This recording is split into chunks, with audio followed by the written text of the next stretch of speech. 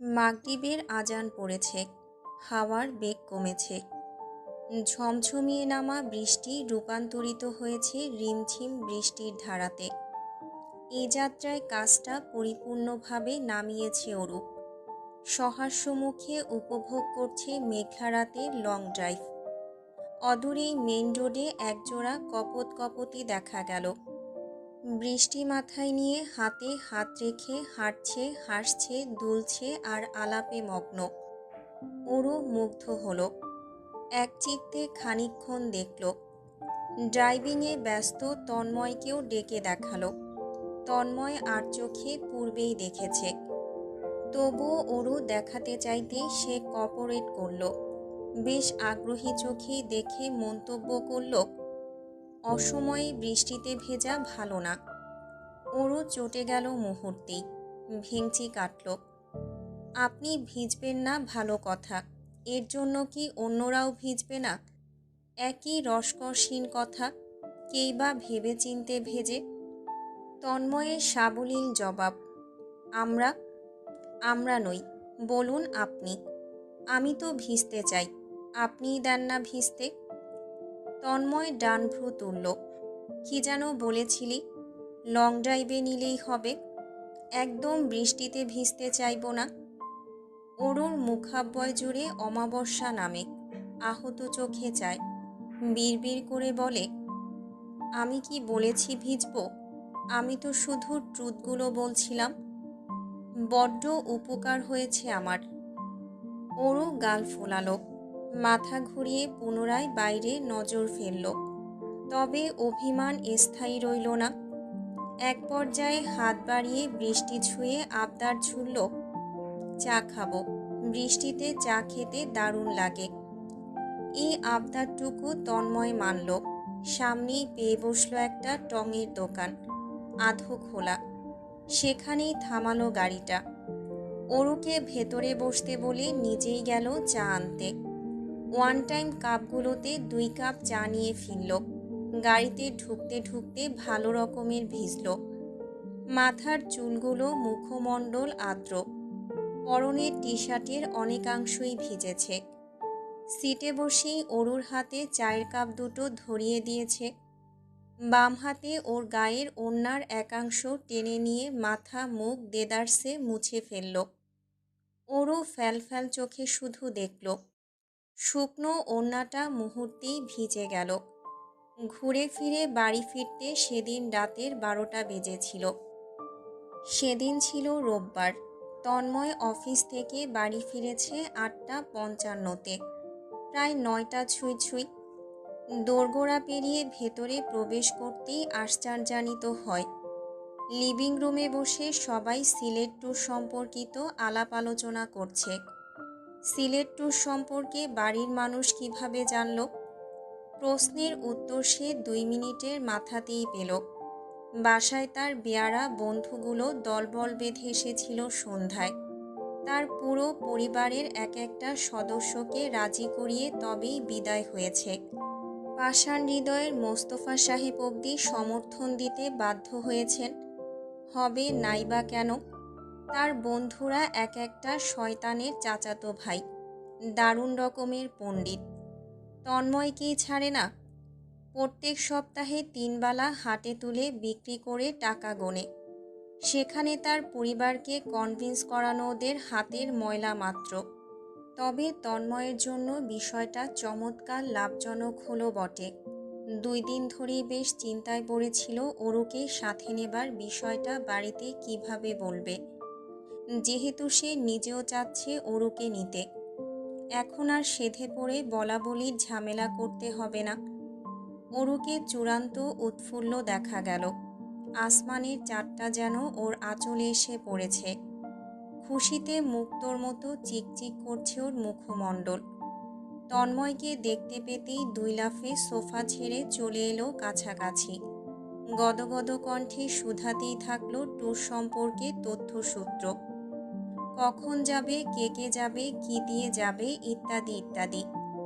তন্ময় সিঁড়ি বেয়ে উঠছে। অরু ব্রিফকেসটা উতলা হয়ে স্বেচ্ছায় নিজ হাতে নিয়েছে। পিছু পিছু সিঁড়ি বাইছে তন্ময়ের পদচারণের সঙ্গে চরণ মিলিয়ে। মুখ দিয়ে বেরুচ্ছে একের পর এক প্রশ্ন। তন্ময় প্রত্যুত্তর করছে না। তার সত্যিকার অর্থে জবাব দিতে মন চাইছে না। ওর তোতা পাখির মতন পকর পকর করতে থাকা ওষ্ঠদয়ে চুমু খেয়ে মুখটা বন্ধ করে দিতে ইচ্ছে হচ্ছে। পরিবারের সম্মুখে তো আর তা সম্ভব না। বসবার ঘরে সকলের আকাঙ্ক্ষিত দৃষ্টি আপাতত তাদের উপর।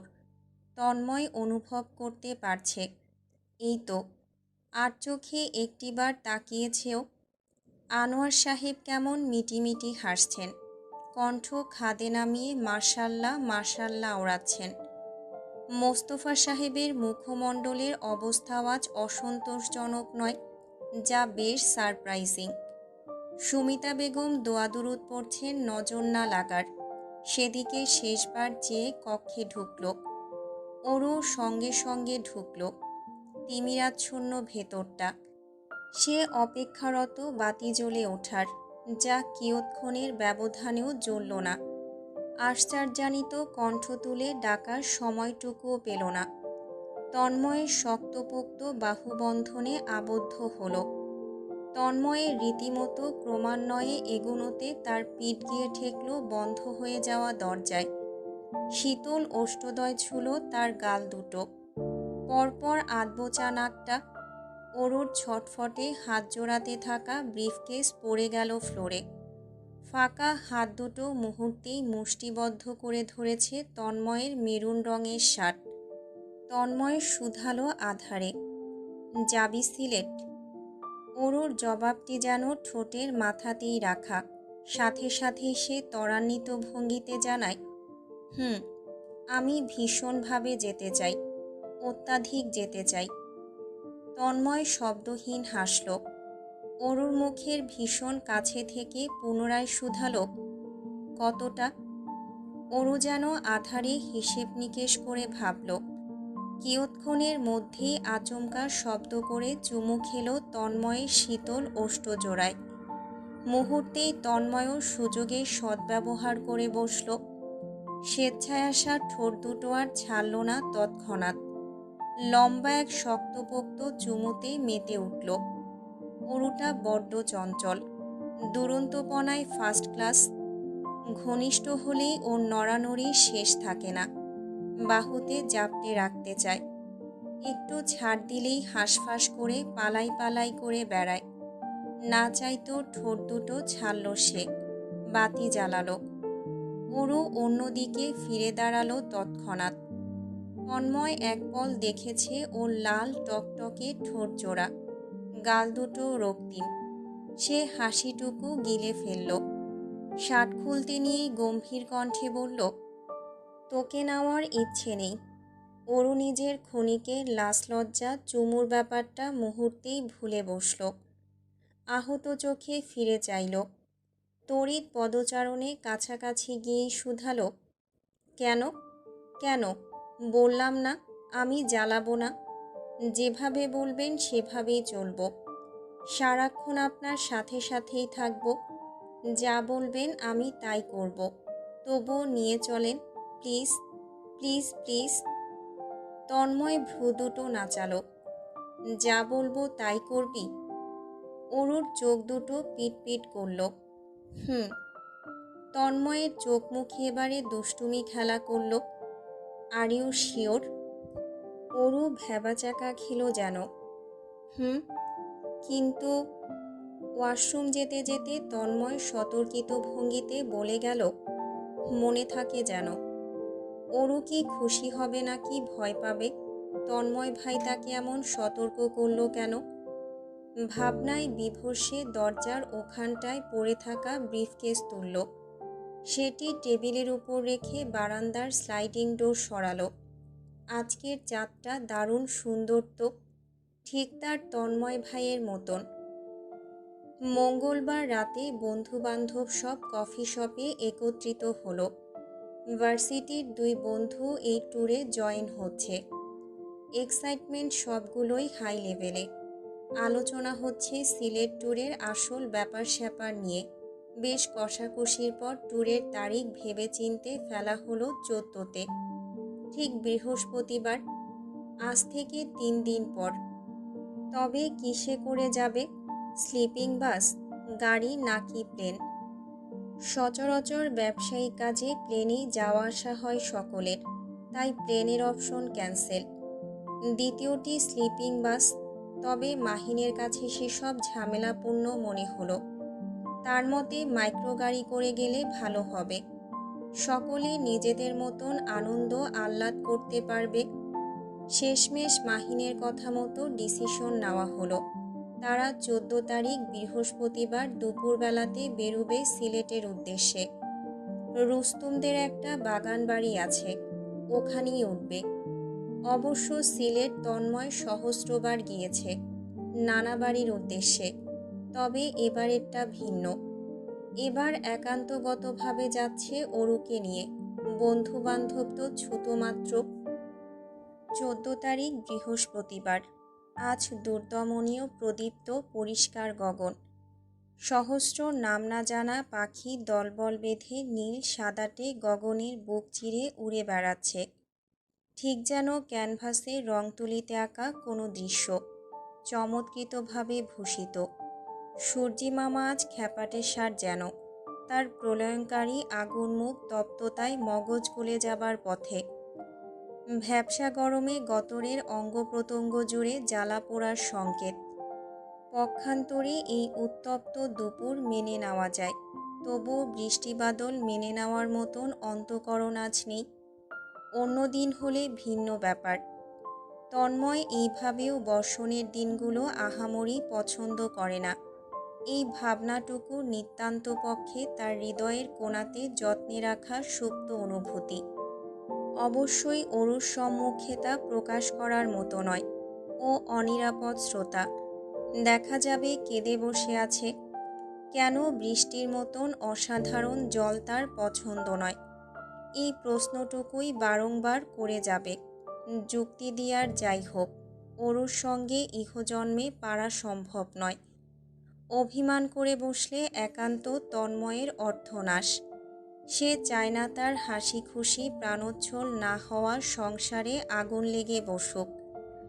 ইতিমধ্যে বাম পকেটের আধুনিক যোগাযোগ ব্যবস্থাপূর্ণ যন্ত্রটি সহস্রবার কেঁদেছে, ক্রমান্বয়ে আওয়াজ করেই চলেছে। 2 মিনিট চুপ করার নামই নিচ্ছে না। ডান হাত বাম পকেটে ঢুকিয়ে ফোনটা বের করল তন্ময়। স্ক্রিনে ভেসেছে ইংরেজি অক্ষরে বড় করে লেখা মাহিনের নাম। 16টা মিসড কলের 12টা তার একার করা কার্যক্রম, বাকি 4টা সোহানি এবং রিহানের। দুজন গুনে গুনে 2টো করে কল করেছে। তন্ময় সর্বাগ্যবর্তী মাহিন মজুমদারকে কল ব্যাক করল। অশান্ত উদ্গ্রীব ছেলেটার মাথায় কি সমস্যা জানা প্রয়োজন। মাহিন হয়তোবা ফোন হাতে ধরেই বসেছিল। কল রিসিভ হলো তখনই। ম্লান কণ্ঠখানা ব্যাকুল শোনালো, দোস্ত, দোস্ত রে। এহেন বিষাদযুক্ত কণ্ঠ কর্ণে পৌঁছে তন্ময়কে বিভ্রান্ত করতে সক্ষম হলো না। হওয়ার কথাও নয়। যুৎসই কারণ নেই। সে নির্বিকার হয়ে কাবাট হাতাচ্ছে। মোট 6টা শার্ট নিয়েছে, 6 রঙের। টি শার্ট 4টা, 4 ধরনের। 6টা প্যান্ট ভিন্ন স্টাইলের। লাগেজ পরিপূর্ণভাবে গোছানো পরিপাটি ভঙ্গিতে। তারপরও সব কিছু শেষবার দেখে নেওয়া তার অভ্যেস। বল। অনুরাগশূন্য প্রত্যুত্তর শুনে মাহিন বিরক্তিতে চ উচ্চারণ করে। প্রত্যাশা মোতাবেক বালের বটুকও হলো না। পাশে ড্রাইভ করতে থাকা অতি ব্যস্ত রিহান শিকদার দাঁত কেলিয়ে হাসছে। মাহিন এতে অসন্তুষ্ট হয় দ্বিগুণ। এবারে সত্যিকার অর্থে ম্লান গলায় আওড়ায়, অন দ্য ওয়ে। কক্ষের দুয়ারের সম্মুখে অরু এসে দাঁড়িয়েছে। নুট রঙের ফর্মাল প্যান্টের সাথে ফুল স্লিভসের কালারফুল ফতুয়া পরেছে। ডাবল প্যাচে গলায় কালারফুল প্রিন্টেড স্কার্ফ। চরণে ওর উচ্চতার চেয়ে দ্বিগুণ বড় হিলস। চুলগুলোতে ঝুঁটি বেঁধেছে। হালকা পাতলা মেকআপ করেছে। জুতো জোড়া বাদ দিলে সবই তন্ময়ের পছন্দের। ফোনে সে অনাগ্রহী গলায় বলে, ওকে। অতপর কলটা কাটে। অরুকে হাতের ইশারায় কাছে ডাকে। অরু উৎসাহিত বড্ড। সহাস্য মুখে তড়িৎ কাছে এসে দাঁড়ায়। কদিন ধরেই তন্ময়ের সব রকম কথাবার্তা শুনছে সে বাধ্যগত মেয়ের মতন। তন্ময় আঙুল তুলে চরণ দেখিয়ে শুধায়, কি পড়েছিস? অবুঝের মতো অরু পিটপিট করে আঁখি দুটি, যেন প্রশ্নের অর্থ বোঝেনি। দৃষ্টি নামিয়ে চরণ দুটোর পানে ফেলে। ফের দৃষ্টিপাত করে তন্ময়ের গম্ভীর মুখে। চোখ দুটোতে তার প্রশ্নবোধক চিহ্ন। কি খারাপ পড়েছে সে? তন্ময় বিরক্ত মুখে আদেশ ছড়ে, জুতো পাল্টে আয়, যা। মুহূর্তেই অরুর এতক্ষণ যাবৎ দীপ্ত ছড়ানো মুখশ্রী আধারাচ্ছন্ন হলো। আতঙ্কগ্রস্ত চোখে ফ্যালফ্যাল করে চেয়ে প্রশ্ন করল, কেন? এই জুতোতে কি সমস্যা? তন্ময় পরিষ্কারভাবেই বেশ অবলীলায় জবাবে বলল, নিজের উচ্চতা অনুযায়ী জুতো পরে আয়।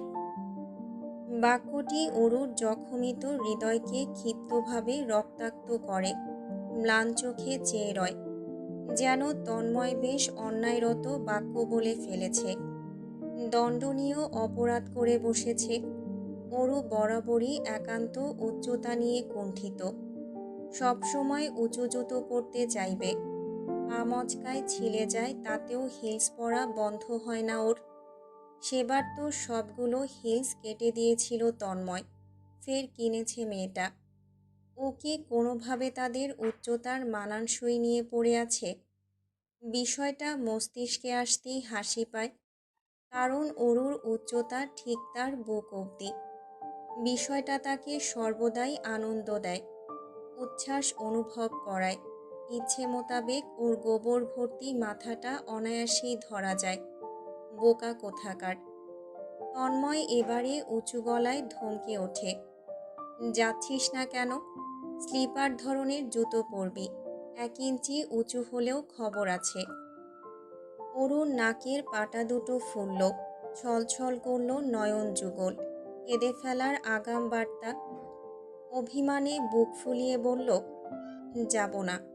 এরপর হনহনিয়ে বেরিয়ে গেল। তন্ময় শব্দহীন হাসল, তবে মাথা ঘামালো না। ওকে তার চেনা আছে, জানা আছে, ঠিকই সময় মতো উকিঝুঁকি দেবে। এই টোরো মিস দেবার মতো মেয়ে না। লাগেজ লকড করে দেয়াল ঘুরে দেখল তন্ময়, 2:30। 10 মিনিটের মধ্যেই মাইক্রো আসবে। সে ডাইনিং থেকে হাতঘড়িটা তুলে পরে নিল। চুলে ব্যাক ব্রাশ করল, পারফিউম ছিটালো। ওয়ালেট পেছন পকেটে ভরে রাখল। ফোন ডান হাতে তুলে নিয়ে বাম হাতে লাগেজ টেনে বেরুলো কক্ষ ছেড়ে। অরু বাইরেই দাঁড়িয়ে, নত মুখে লাগেজ হাতে। খেয়াল করলেই দেখা যাচ্ছে অভিমানে মুখ ফুলিয়ে রেখেছে। চরণে স্লিপার জুতো। তন্ময় হাসে, ডাকে, আয়। অরু এগিয়ে আসতেই তন্ময় ওর গাল টেনে ধরে আদুরে ভঙ্গিতে। ললাটে এক চটপট শুকনো চুমু বসিয়ে মৃদু গলায় জানায়, তোর আমার এই উচ্চতার ডিফারেন্স দেখতে ভালো লাগে। এই যে তুই আমার বুক বরাবর, এটা আমাকে প্রশান্তি দেয়। অরু আশ্চর্য জানিত, কিয়ৎক্ষণ মস্তিষ্ক যেন সংযোগ বিচ্ছিন্ন করেছে। সংযোগ হতেই একগাল হেসে তন্ময়ের বুকে আশ্রে পড়ে। তন্ময় দাঁত দ্বারা জিহ্বা কেটে সতর্ক চোখে দৃষ্টি নিচে ফেলে, এবং কথায় আছে, যেখানে বাঘের ভয় সেখানেই সন্ধে হয়। একই বিষয় ঘটেছে। মোস্তফা সাহেব অবরুদ্ধ, ইতিমধ্যে মাথা ঘুরিয়ে ফেলেছেন। হতাশ তন্ময় চোখ বুজে কপাল চেপে ধরে, কবে জোর জ্ঞান বুদ্ধি হবে। 2 হাতে আলতোভাবে সরিয়ে দেয় অরুকে। জবেদা বেগম খেতে ডাকছেন উচ্চ কণ্ঠে। তন্ময় তড়িৎ সিঁড়ি ভেঙে নিচে নামছে। অরু প্রাণোচ্ছলে রূপান্তরিত হয়েছে। কিয়ৎক্ষণ পূর্বের এক বুক অভিমানিনী মেয়েটি যেন এই মেয়ে নয়। হেসে দুলে হুমড়ি খেয়ে পিছু নিয়েছে তন্ময়ের। জবেদা বেগম লাঞ্চ বক্স তৈরি করেছেন 4টি। কয়েক রকম খাবার বানিয়েছেন। এর মধ্যে অরুর পছন্দের মোমোসও আছে। সুমিতা বেগমও একটা চমৎকার ডিশ প্যাক করে দিয়েছে। আনোয়ার সাহেব মেয়ের জন্য সামান্য বিচলিত বটে। চঞ্চল মেয়েটাকে দূরে ছাড়তে অন্তঃপটে খচখচ হচ্ছে। মোস্তফা সাহেব তেমন কিচ্ছুটি বলেননি। গোমরা মুখে চেয়ে শুধু বিড়বিড়িয়ে বলেন, অরুকে দেখে রেখো। তন্ময় তাদের দুর্ভাবনা বোঝে। অরুকে নিয়ে সবার আশঙ্কাটুকু বোঝা খুবই স্বাভাবিক। ও যা বিচ্ছু ধাঁচের, ওকে কন্ট্রোলে রাখা মুশকিল তো অবশ্যই। অন্যদিকে দীপ্ত ভীষণ ইমোশনাল। ছেলেটার চোখ জোড়া রক্তিম। খুব করে তাদের সঙ্গে যেতে চেয়েছিল, তবে সম্ভব নয়। ওর টিউটোরিয়াল এক্সাম চলছে। এক্সাম না চললেও ওকে নেওয়ার প্রশ্নই ওঠে না। দাঁড় পেরিয়ে বেরোতেই মাইক্রো দেখা গেল। ইতিমধ্যে পৌঁছে গেছে ভ্রমণ গাড়ি। গাড়ির ভেতরের কেউই বেরোলো না। তবে অন্দরে বসেই গর্দান বের করে সালাম ঠুকলো এক একজন। তন্ময় বিদায় জানিয়ে অরুকে নিয়ে গাড়ির কাছাকাছি এলো। গাড়ির পেছনের গদির দরজা খুলে দিল রিহান। গাড়িটা মূলত 3টা সারি বেঁধে আসন। ঠিক পেছনের গদি ফাঁকা। বাকি সবগুলো লেপ্টে বসেছে সম্মুখে। তন্ময়ের অনুভূতি ঠিক কি সে জানে না। এমন দেখানো প্রাইভেসি দিয়ে কি বোঝাতে যাচ্ছে। কথা বাড়ালো না। সামনেই পরিবারের সদস্য। অরুকে বসিয়ে সেও উঠে বসল। অরু জানালার কাচ নামিয়ে হাত নাড়ছে। তার সজীব মুখশ্রীতে সূর্যের কিরণ পড়ছে। সেই দৃশ্য দেখে আনোয়ার সাহেব অসহায় ভঙ্গিতে মাথা নাড়ালেন। হেসে বড় ভাইয়ের উদ্দেশ্যে বললেন, মেয়েটা যে এত তন্ময়ের পাগল আমি বুঝতে পারিনি আগে। মোস্তফা সাহেব গম্ভীর মুখে রইলেন। মনে মনে ব্যঙ্গ করে বললেন, আর আমার অপদার্থ ছেলেটা যে কত পাগল তোর মেয়ের জন্য তা জানলে তুই হার্ট ব্রেক খাবি। গাড়িটা ধীরে সুস্থে শাহজাহান বাড়ির দোরগোড়া পেরিয়ে বেরিয়ে গেল।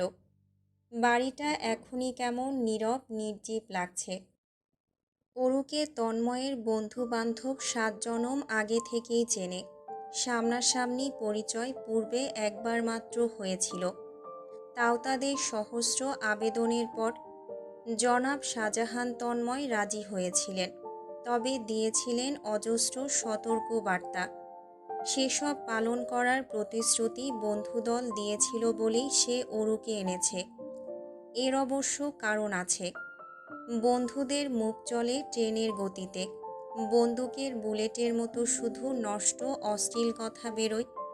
এসব অরু শুনে বসলে বিপদ। বিপদ অবশ্য তন্ময়েরই, বন্ধুদের নয়। তারা উল্টো তন্ময়কে বিপদে ফেলতে মুখিয়ে আছে। তাই আজ অরুকে পেয়ে মাহিন উৎসুক বড়। শটানভাবে চুপচাপ পুতুলের মতো বাচ্চা বাচ্চা মুখের মেয়েটাকে দেখে তার মুখ চলল একাগ্রভাবে। আসসালামু আলাইকুম মামুনি, আর ইউ এক্সাইটেড? অরু আশ্চর্য হলো এই সম্বোধনে। তাদের মামুনি হলে কি তন্ময়েরও মামুনি সে? তৎক্ষণাৎ প্রশ্নবোধক চোখে মাথা ঘুরিয়ে তন্ময়ের পানে চাইল। তন্ময় তখন চোয়াল শক্ত করে চোখ রাঙিয়ে চেয়ে মাহিনের দিকে। শক্তপোক্ত চাহনি জানান দিচ্ছে তোকে জাস্ট পিষিয়ে খেয়ে ফেলব। মাহিন বোঝার মতো করে জিহ্বা কেটে ডাকনাম সংশোধন করে ফের বলে, ও সরি, মাই মিস্টেক। আসসালামু আলাইকুম ভাবি, আর ইউ এক্সাইটেড? অরু বোঝার মতো হেসে মাথা দোলালো। সালামের জবাব দিয়ে বাধ্য গলায় প্রত্যুত্তরে বলল, জি ভাইয়া, অনেক এক্সাইটেড। সুহানি সামনেই ছিল। আপাতত পিছু ঘুরে আছে। অরুকে দেখছে। শব্দ করে হাসছিল। এই যাত্রায় অরুর গাল দুটো আদুরে হাতে টেনে বলল, একদিক দিয়ে মামুনি ডাকা ভুল নয়, কিন্তু তুমি অনেক ছোট। তন্ময় বাচ্চা বউ বানিয়ে আমাদের ফাঁসিয়ে দিয়েছে। রিহান ড্রাইভ করছিল। সড়ক পথে চেয়েই জানালো সহমত, ওরও আমাদের স্মল বেবি। তন্ময় হাত বাড়িয়ে নির্লিপ্ত ভঙ্গিতে অরুর কানে ইয়ারপিস ঢুকিয়ে দিল। অরু চোখ তুলে চেয়ে আছে। তন্ময় ওর চোখ হাত দিয়ে ঢেকে গম্ভীর কণ্ঠে বলে, শালার বাচ্চা, তোর মুখ বন্ধ কর। বেবি কি, লাথি দিয়ে গাড়ি থেকে ফেলে দেব। রিহান সহ বাকিরা নিষ্ঠুর দানবের মতন হেসে উঠল। কম্পন সৃষ্টি হলো মাইক্রোর ভেতরটায়। তন্ময়ের এই প্রোটেক্টিভ রূপ তারা দারুণ উপভোগ করছে। সামনের দিনগুলো চমৎকার কাটবে।